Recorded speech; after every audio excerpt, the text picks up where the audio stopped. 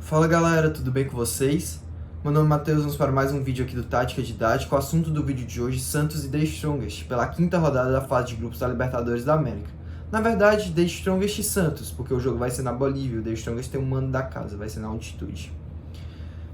Acredito que o ponto-chave desse vídeo, o ponto-chave da vitória do Santos contra o The Strongest na primeira partida, tenha sido a palavra competitividade. Eu acho que ela é bem representativa para o Santos naquele jogo.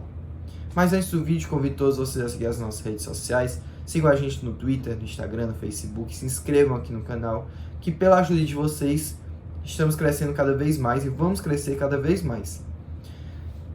Mas dito isso, vamos para o vídeo. Vamos falar desse primeiro duelo entre Santos e The Strongest. Tentar destrinchar um pouco para vocês e tentar fazer uma projeção do que pode ser esse segundo confronto. Na primeira partida, o time do Santos pode ter tido um jogo que pode ter sido divisor de águas para o time na temporada.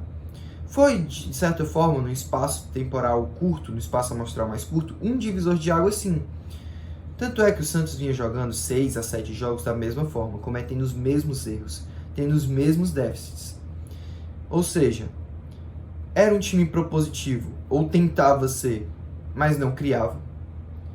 Jogava com as linhas espaçadas e, consequentemente, essa criação ficava prejudicada. Sendo um time propositivo, colocava os jogadores no campo do time adversário, mas pela falta de criação, dava essa bola com tranquilidade para o time adversário, não oferecia riscos para o time adversário. E o time do adversário, com a bola, podia aproveitar a profundidade que o Santos deixava no seu campo defensivo. E para gravar tudo isso, o time do Santos falhava na recomposição defensiva. Agora, nesse jogo contra o The Strongest, a coisa mudou um pouco. Até pela estratégia de jogo. A competitividade que o Santos teve nessa partida está muito atrelada à estratégia.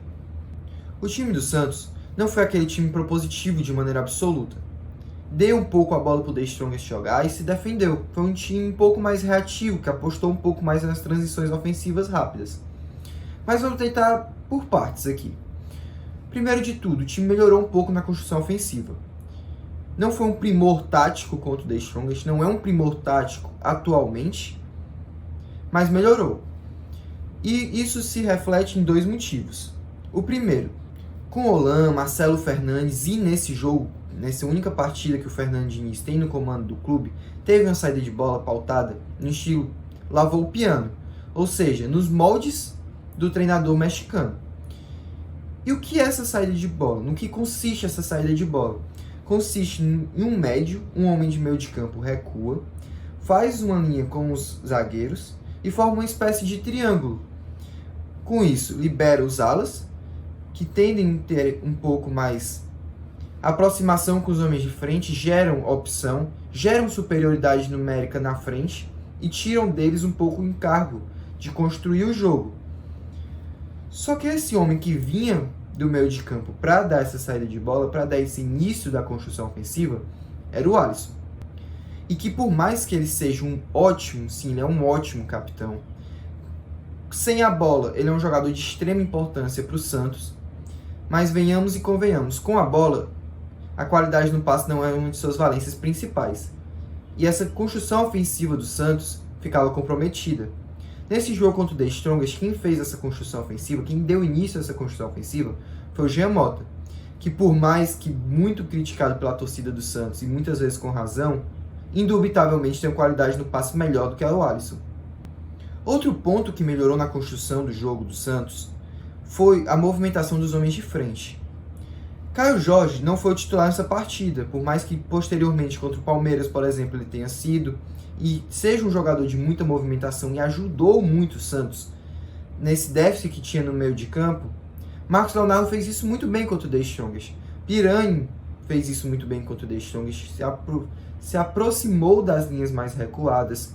O time do Santos jogou com 2 meias, Piranha e Jean Mota, isso também facilitou para que as linhas não ficassem distantes umas das outras e facilitou com que o Santos não tivesse aquele problema no meio de campo. Tanto é que se você pega o mapa de calor do jogo do Santos, o time atacou quase que de uma maneira equânime, do lado direito, no centro e pela esquerda. Em jogos anteriores era muito difícil, a discrepância entre os lados e o centro era 100%, era muito absurda. O Santos praticamente não atacava pelo meio de campo. e atacando pelo meio de campo pelo menos variou a construção ofensiva, o que consequentemente tende a gerar confusão no sistema defensivo do time adversário. Falando em sistema defensivo do time adversário, o The Strongest muitas vezes avançava as suas linhas de marcação e marcava o Santos no próprio campo do Santos. E diferentemente de jogos anteriores, que o Santos tinha muita dificuldade de sair dessa pressão do time adversário, nesse jogo essa saída de bola, essa marcação-pressão que o The Strongest fazia, foi benéfica. Principalmente no que tange ao ataque de profundidade dos jogadores do Santos. O Santos atuou muito nas transições ofensivas rápidas. E Marcos Leonardo, Lucas Braga tem muito essa qualidade do ataque de espaço, da projeção. De saber quando atacar o melhor espaço do campo, de fazer essa profundidade para o Santos. E foram muito importantes. E o time do Santos se aproveitou muito dessa arma contra o The Strongest. Um dia da caça, outro do caçador, né? Porque o Santos que vinha sofrendo muito com esses ataques de espaço no seu próprio campo defensivo, principalmente pela falta da reposição. Outro aspecto que eu acho importante destacar e até corrobora com o último é que o time do Santos foi um pouco mais reativo, deixou o The Strongest com a bola por mais espaço do tempo e, consequentemente, atuou em linhas médias e tinha espaço do The Strongest para atacar. Deixando o time adversário com a bola, o time do Santos optou por uma estratégia muito benéfica, muito conveniente para a equipe, porque o time do Santos faltava meio campo. E propondo o jogo, sendo um time propositivo, essa falta do meio de campo deixava o ataque completamente inócuo, deixava o ataque completamente improdutivo. Sendo um time mais reativo, isso atenuou essa dificuldade que o Santos tinha e potencializou um aspecto que o Santos tem muito bom, que eu falei anteriormente, que é o ataque de espaço de alguns jogadores. Ou seja, a estratégia atrelada à competitividade foram fatores vitais para o Santos nesse jogo. Finalizando o vídeo, acredito que o time do Santos tenda a jogar contra o The Strongest na altitude de uma maneira muito parecida do que jogou contra o Boca Juniors. Contra o Boca Juniors, o time do Santos jogou até mais de maneira reativa do que a primeira partida contra o The Strongest. E acredito que tenda a fazer isso de novo, principalmente por dois fatores. Primeiro, falta de tempo de treinamento do Diniz. Quiçá sejam 7, 8 treinos que o Diniz teve com a equipe até o jogo contra o The Strongest. E isso faz com que a gente pense que o time do Santos não vai atuar daquela maneira que todo mundo está acostumado do Diniz, que é aquele de jogo propositivo, toque de bola, saída sustentada, jogadores concentrados no espaço do campo para dar sempre a opção de passe.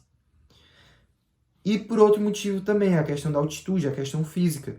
Na altitude, o time deve correr de uma maneira inteligente, não pode correr à toa, porque se cansar, tendo a altitude jogando em prol do time adversário, já era.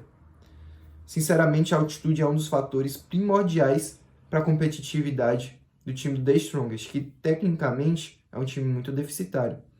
Não ofereceu muitos riscos ao Santos com a bola nos pés, principalmente porque o time do Santos escolheu a estratégia correta para atuar naquela partida. Mas você, torcedor do Santos, deixa aqui nos comentários como você acha que o Santos vai atuar, como você acha que o Santos deve atuar nessa partida. Deixa aqui nos comentários o placar do jogo. De novo, peço para vocês se inscreverem no canal, curtam, comentem e compartilhem tática didática. Valeu, fui!